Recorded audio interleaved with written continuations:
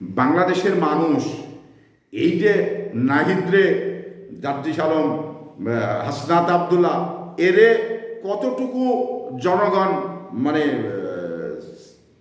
জনগণের কাছাকাছি মানে আসতে পেরেছিল, এটা একটি বড় বিষয়।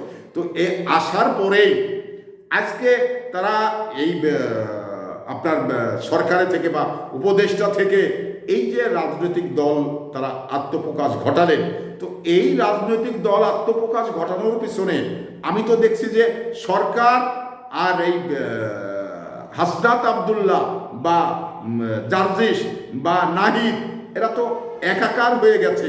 এদের ভিতরে পার্থক্য থাকার দরকার ছিল, পার্থক্য থাকার দরকার রয়েছে। তো আমি তো পার্থক্য খুঁজে পাই না, কারণ দেখছি যে সরকারি গাড়ি ব্যবহার করেই এই রাজনৈতিক দলের মানে লোকজন বিভিন্ন ডিস্ট্রিক্ট থেকে লোকজন নিয়ে এসে আত্মপ্রকাশ ঘটানো হলো। তো তাহলে সরকার আর এই জাদ্দিস আলম বা নাহিদ তো একাকারই তো রয়েছে।